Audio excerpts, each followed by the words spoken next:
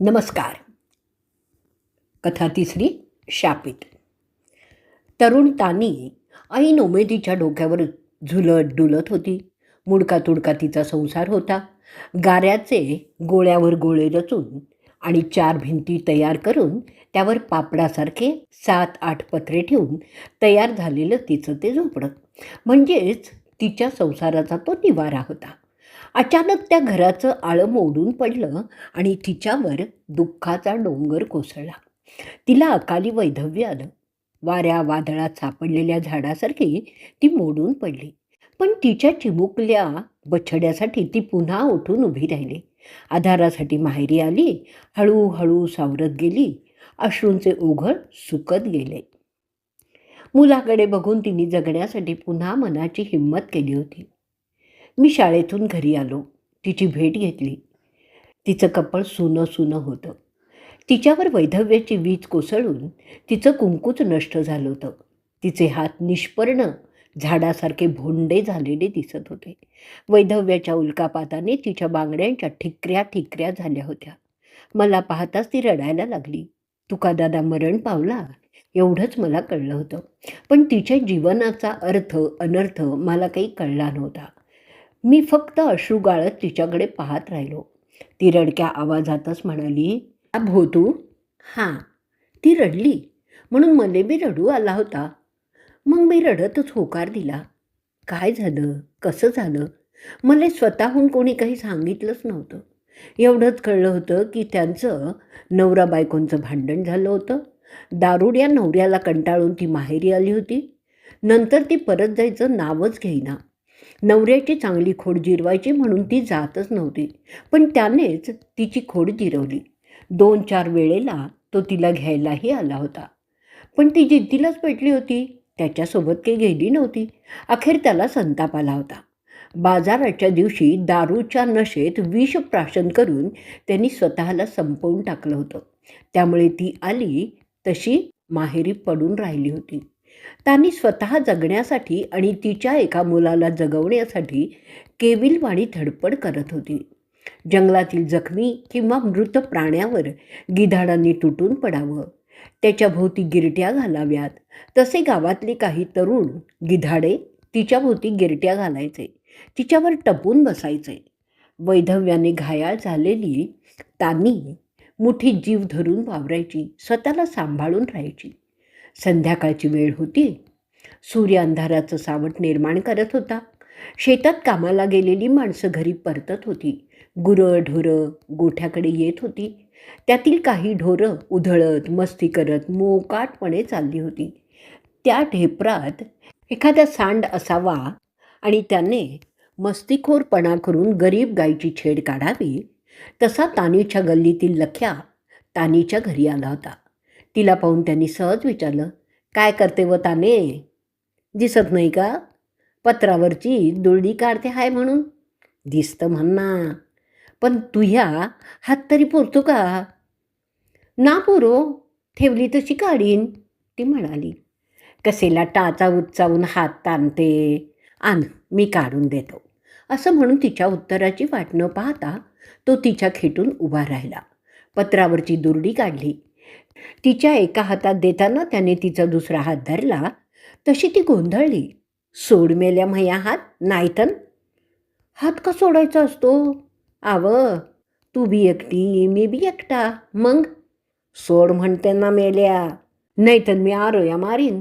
तिने त्याला विरोध केला. "हे पाय, कशाले जीव जायते? मी नाही का? मी कशाले सांगीन कोणाले?" तो हात सोडत म्हणाला. "थांब मेल्या, रात्री म्हया बापालाच सांगते." "तू काय सांगशील? अन सांगलं बी तर मीच उलट सांगीन की तूच बोलवलं होतं म्हणून." तोच तिच्यावर उलटा होऊन निघून गेला. तानीची छाती धडधडत होती. तिच्या डोळ्यात पाणी आलं होतं. तिला एकटेपणाच्या भीतीने ग्रासलं होतं. तिला रात्रीचं जेवणही गेलं नव्हतं. रात्रभर झोप तर लागलीच नव्हती. गोखल्यातल्या मिणमिणत्या चिमणीकडे ती एकटक पाहत राहिली होती. बाहेर ग्रामपंचायतीचा लाईट जीव काढून प्रकाश पसरवत होता. ती भविष्याचा विचार करू लागली होती. काही दिवस असेच काट्याच्या अणीवर निघून गेले होते. भीतीच्या तळ्यात ती डुबून राहिलेलीच होती. एके दिवशी ती सासरी तिच्या हक्काच्या घरी गेली. सासू आणि सासरे यांचे टोमणे खावे लागणार हे तिला माहिती होतं. म्हणून त्यांच्यात न राहता नवऱ्याने बांधलेल्या एका पडक्या ओसाड घरात तिच्या मुलाला घेऊन ती राहायला लागली होती. तिथेच जगण्याचा जम बसतो का म्हणून ती धडपडतही होती. आयाबायांबरोबर जाऊन मोलमजुरी करून गुजराणही करत होती. नाहीच काही कामधंदा मिळाला तर रानात जायची, डोक्यावर मोळी घेऊन यायची, बाजारात विकायची. आलेल्या तुटपुंज्या पैशातून 2 पोटाची खळगी भरायची. पण रानात जाताना तिच्या अंगावर काटा उभा राहायचा. जंगली प्राण्यांपेक्षा श्वापदरूपी माणसांचाच ती अधिक घाबरायची. तिचे कोण केव्हा लांडग्यासारखे लचके तोडेल याचा काही भरोसा तिला वाटायचा नाही. म्हणून त्याची तिला जास्त भीती वाटायची. उन्हाळ्याचे दिवस होते. ऊन रखरखत होतं. दुपारच्या वेळी घराच्या बाहेर निघणं म्हणजे विस्तवावरून चालण्यासारखंच होतं. शेतीच्या कामालाही पड लागली होती. माणसं घराच्या सावलीत बसून उन्हाच्या झळ्या सहन करत होते. तानीला नुसतं घरी बसून भागणार नव्हतं. हातपाय हलवल्याशिवाय इलाजही नव्हता. तिने रानातून मोळी आणून विकण्याचा विचार केला. घरातील विळा आणि दोऱ्या घेतल्या. जाताना माठातून तांब्याभर गार पाणी घेतलं आणि गटागटा पोटात ओतलं. तिच्या तापलेल्या देहाला तेवढ्यापुरतं गारगार वाटलं. नंतर मुलाला सांगून ती रस्त्याला लागली. रस्ता तर तव्यासारखा तापलेला होता. तानी पायात फाटकी तुटकी चप्पल घालून देहभान विसरून झपाझपा पाय उचलून चाललेली होती. चुलीच्या सेकासारखे उन्हाचे चटके तिला लागत होते. तरी ती एका शेताचा रस्ता सोडून दुसऱ्या शेजारच्या शेताच्या बांधाबांधाने हळूहळू चालत गेली. तिची नजर इकडे तिकडे काड्यांना शोधत होती. तसतशी ती पुढे चालतही होती. तिच्या डोक्यात आणि नजरेत फक्त काड्याच होत्या. एक एक करत बऱ्याच काड्या तिने जमा केल्या आणि तो बांध सोडून ती बंडू पाटलाच्या शेताच्या बांधाला लागली. जमा झालेल्या काड्या एका झुडपाजवळ ठेवून आणखीन काही काड्या पाहू लागली. असं करत करत तिची मोळी तयार झाल्याने तिच्या जीवात जीव आला होता. ती मोळी बांधत असतानाच तिथे बंडू पाटलाचा तरुण मुलगा विठ्ठल वाघासारखा घात लावून तिच्याजवळ येऊन धडकला आणि तो तिच्यावर तडकला. कावरान, तू या का बापाचं राज लागलं काडी? कोणाले विचारून काड्या काढल्या तू बंधावरल्या? नाही व भाऊजी, उलशाकच घेतल्या. बाकीच्या त्या बंधाऱ्यावर काढल्या. खोट बोलते थुई, त्या आण जाय आढून. असं काय करता व भाऊजी? याची मोळी कीन तेव्हा गरीबाच्या पोटाले भाकर मिळीन. तानी काकुळतीला येऊन बोलली होती. विठ्ठलने तिची नाळ पकडली. तो थोडा तिच्याजवळ गेला आणि म्हणाला, तुले काळ्या पाहिजे ना? मग एक काम कर. काय? तानीने प्रश्न विचारला. पण काहीतरी काळं बेरं असावं ते तिच्या लक्षात आल्याशिवाय राहिलं नव्हतं. ते विचारत असतानाच तो म्हणाला, आपण केईमध्ये जाऊ. आणि तिला आणीचा अर्थ कळला. तसे तिने त्याच्याकडे एकटक पाहिलं. इकडे तिकडे नजर फिरवली. उन्हाच्या झळ्यांचं तळं निर्माण झालं होतं. पशु पक्षी सावलीच्या आसऱ्याला विसावलेले होते आणि तानी एकटीच भरकटलेल्या हरणासारखी त्या वाघाच्या समोर उभी होती. तो तिला म्हणाला, विचार काय करते? तू म्हे काम कर, मी तुझे काम करतो, वरतून पैसे बी देतो. आजूबाजूला कोणी नाही असं पाहून त्याने तिच्या कमरेत हात घातला. तशी तानी जागची हलली. ती त्याच्यापासून थोडी दूर झाली. तिच्या अंगात कापरं भरलं होतं. तिच्या हातातला विळा थरथरत होता. दोरी काड्याजवळ पडलेली होती. जरा अवसान आणून त्याच्यावर विळा उगारत आवाज चढवून ती कशी तरी म्हणाली, दूर व्हय मेल्या, अंगेला हात लावसीन तर मुर्दाच पाडीन तू या इळ्यानं. सा भिक्कार चोट, चोर तर चोर, वरून शिडजोर. घरात खावलेले काय नाही आणि काय नखरे करते व. तो तिला शिव्या देत बोलत होता. ह्या घे मेल्या तू ह्या काळ्या, घाल तुझ्या डॅश डॅश डॅश, पण गाया देऊ नकोस. तीही रागाने बोलली होती. तो पुन्हा तिच्याजवळ जात म्हणाला, मया वावरात चोरी करते का? मग थांब, मया वावरात चोरी करते म्हणून तुझा रिपोर्टच करतो पोलिसात. तिला धमकावत त्याने तिच्या हाताला झटकन धरलं. तिचा विळा खाली पडला. तो तिला दोन्ही हातात धरून जबरदस्ती करत होता. ती त्याच्या मिठीतून सुटण्यासाठी केविलवाणी धडपड करत होती आणि तो तिला घट्ट पकडत होता. तिचे केस विस्कटले होते. खांद्यावरचा पदर भुईवर पडला होता. तिची उभार छाती पाहून तर तो पागलच झाला होता. तिला घट्ट पकडत होता, पण भुईवरची साडी डोक्यावर येण्याआधीच आडदांड तानीने सर्व शक्तीनिशी प्रतिकार करून त्याला दूर ढकललं. विळा, दोरी आणि काड्या तिथेच पडू दिल्या आणि भर उन्हात तानात गावाच्या दिशेने ती पळत सुटली. त्याच्या माया बहिणींचा उद्धार करीत शिव्या देत गावाजवळ ती आली. तिला बरं वाटलं. तशी तिची चाल मंद झाली, पण तिच्या तोंडचा पट्टा काही बंद झाला नव्हता. तो तर चालूच होता. घरही जवळ आलं होतं. घराकडे वळताना दारासमोरच्या निंबाखाली बसलेला तिचा सासरा तिला दिसला. त्याला पाहून ती रडत रडत आणखीनच त्या विठ्ठलला शिव्या देऊ लागली. तिचा अवतार पाहून तिचा सासरा म्हणाला, काय झालं व बाई, का बरं रडून राहिली? कोणाले गाया देते हाय? कुठं गेलती एवढ्या उन्हात? तिच्या सासऱ्याने एका दमात तिला अनेक प्रश्न विचारून टाकले. धापा टाकत टाकत ती थांबली. कशी तरी अर्धमेली होऊन धडधडत्या छातीतून आवाज काढून ती बोलली, एखाद्या बोबड्या मुलासारखी, त्या मेल्या बंडू पाटलांच्या इठ्ठ्यानं माझ्या इब्रतीवर हात टाकलाय. असं का? त्या लेका मोगलाई दाटली की डॅश डॅश डॅश डॅश. येऊ दे त्याला घरी, जातो मी त्याच्याकडे. तू घरी जाय, शांत व्हाय, काही बी घाबरू नको. तिच्या सासऱ्यांनी तिला धीर दिला आणि तो मनातल्या मनात विठ्ठलाची हजेरी घेण्याचा विचार करीत राहिला. तानीचा आत्मा भरल्या उन्हात भाजल्यागत झाला होता. तिचं अंग थरथरत होतं. ती घरी आल्यावर तिने माठातून तांब्याभर पाणी घेतलं, तोंडावरून फिरवलं, आणखी एक तांब्या घेऊन घटाघटा पिली. पोट आणि मन हळूहळू थंड होत गेलं. संध्याकाळ झाल्यानंतर तिचा सासरा दामुनाना बंडू पाटलाच्या घरी गेला. घरात बंडू पाटलाची बायको आणि त्याच्या तरुण मुली होत्या. काय आणि कसं बोलायचं हे त्यांनी आधी ठरवलेलंच होतं. मग त्यांनी रागातच पाटलाच्या बायकोला विचारलं, पाटील बुवा हाय का घरी? का म्हणून? काय काम आहे? पाटलीन बाईंनी विचारलं. तुमचा इठा आला का घरी? नाही. पण सांगसान तर खरं, काय काम आहे ते? तुमच्या इठाने वावरात माया वायरीवर हात टाकला, तिची आबरू घालवत होता तो.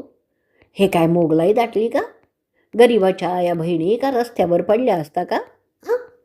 दामुनाना तावातावाने बोलत होता.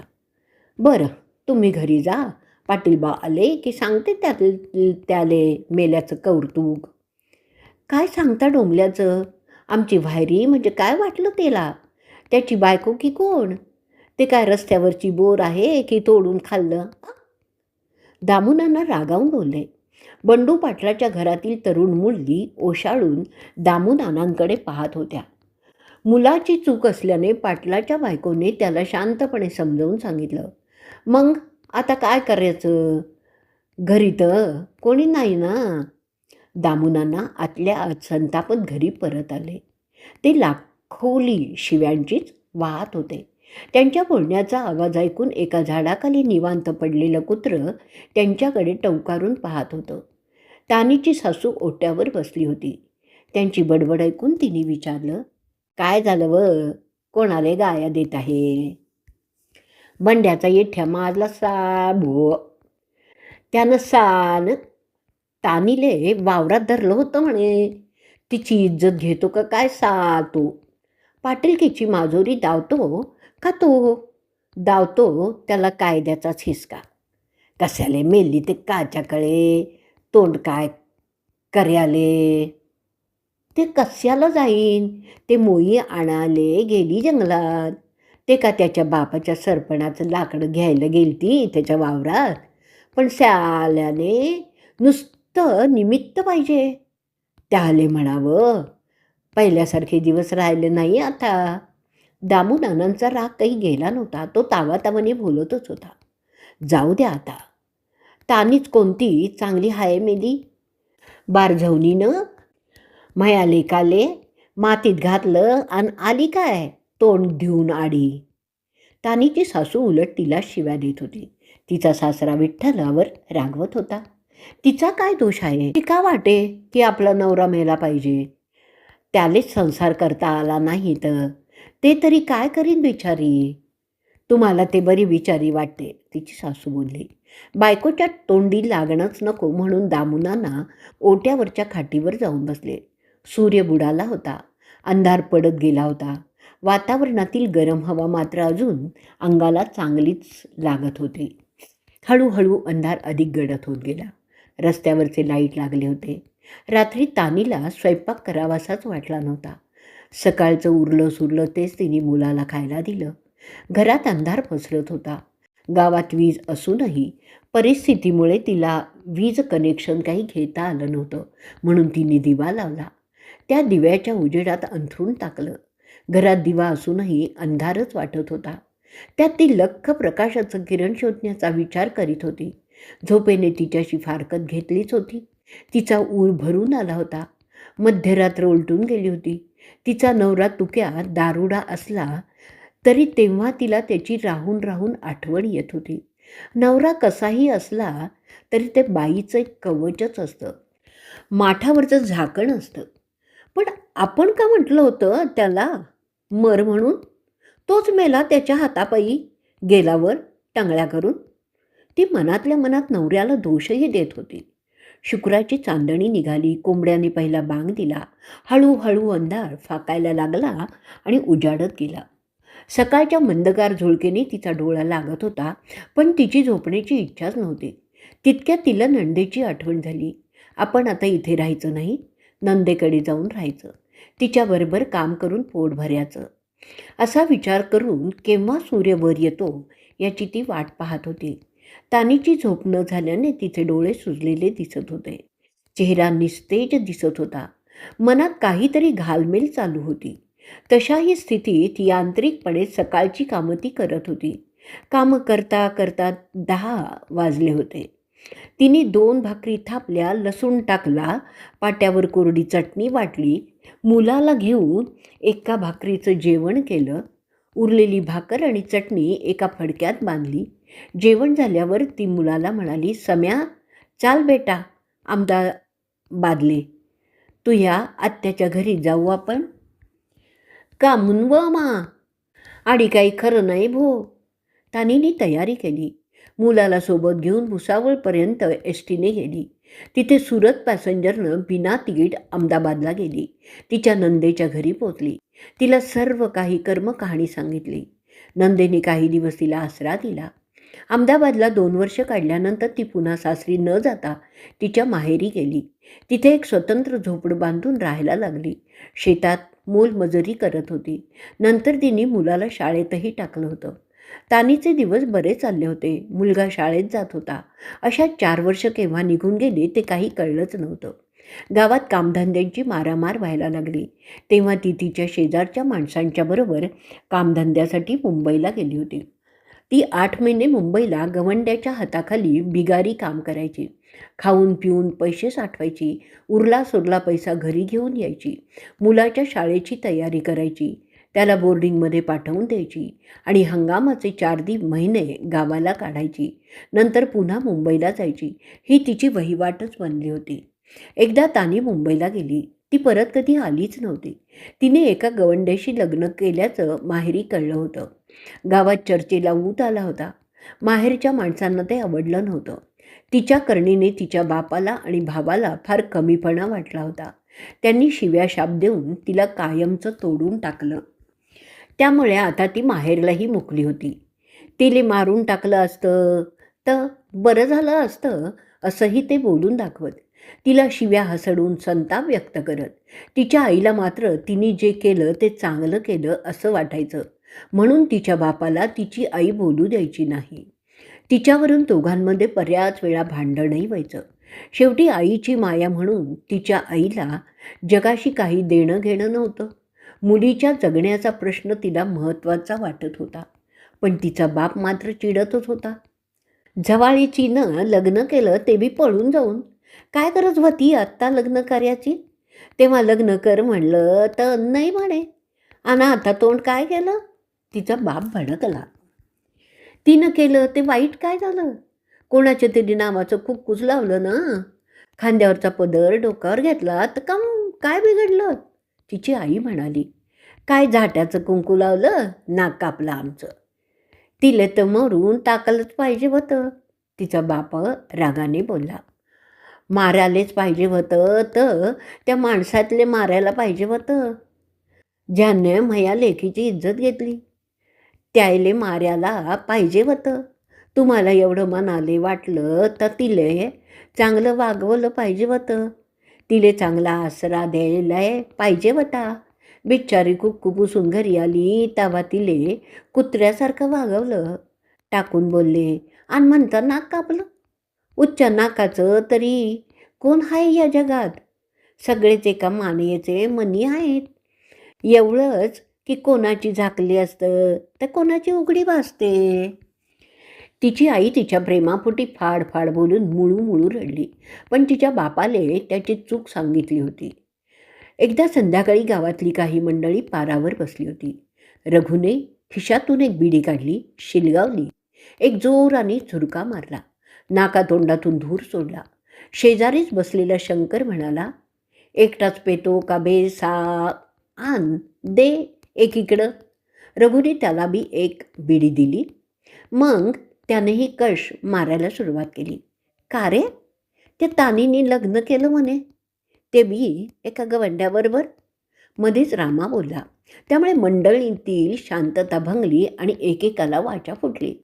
आबेसा, तू का झप्पी गेला? तुले का आत्ता माहिती पडलं?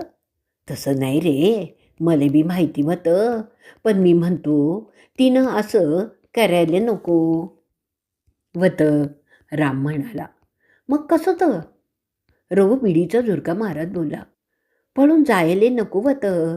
तिच्या बापाने का दुसरं लग्न करून द्यायलं नसतं तिचं? शंकरने मध्येच तोंड खुपसलं. आबे, आपल्या माणसायले असे उष्ट भांड चालतं का रे? रांडमुंडबाई लग्नासाठी नसतं तर टाईमपासासाठी असतं, रघु म्हणाला. वाटलंच तर तसंच राहायचं, पण घराले कलंक लायाचं नाही. काय रघु, बरोबर ना? रामा रघुला मध्यस्थी करत म्हणाला. इतक्या वेळ त्या तिघांचं बोलणं ऐकत बसलेल्या धनूला आत्ता वाचा फुटली. डॅश डॅश डॅश हाय साले लोक, धनू एवढाच बोलला आणि बाकीचे त्याच्या तोंडाकडे पाहतच राहिले. त्याला काय झालं या विचारात ते पडले होते. तो त्याच्या मनातील राग व्यक्त करीत पुढे बोलला. काबे, तुम्ही त्या तानीले बोलताय, तिने लग्न केलं ते तुमच्या नाकाला इतकं काय झोंबत आहे? लग्न करणं का वाईट आहे का? वाईट नाही तर काय? असं का कोणी लग्न करतं? रामाने उत्तर दिलं. त्याचं तुम्हाला वाईट वाटतं आ? आपल्या गावातल्या किती बायांची लफडी आहेत काय सांगू सांगू ज्या बाया अंधारात झवाळता त्यायले तुम्ही बोलत नाही, ते तुम्हाला चालतं. आणि एखाद्या रांडमुंड बाईनं कोणाशी लग्न केलं तर चालत नाही? नालायक हाय चाले सगळे. आणि का रे शंकर्या, तू या मालक ते झिपरीच्या नवऱ्याले वावरातून घरी पाठवतो, मग तिले वावरात काही बी करतो. हे तुला माहिती नाही का? ती नवरा असून असं करते, मग त्या तानीनी काय करावं? आणि तू रे राम्या, बाजाराच्या दिवशी त्या पोरीले काय काय घेऊन देतो सांगू? तेव्हा तुले लाज नाही वाटत? त्या दिवशी मी तुझ्या खिशात मालाडीचं पाकिट पाहिलं होतं. तुले तर बायको बी नाही, मग त्या गोया तू खाणार नव्हता का? नाही ना, तिलेच देणार होता ना? हाव की नाही सांग ना?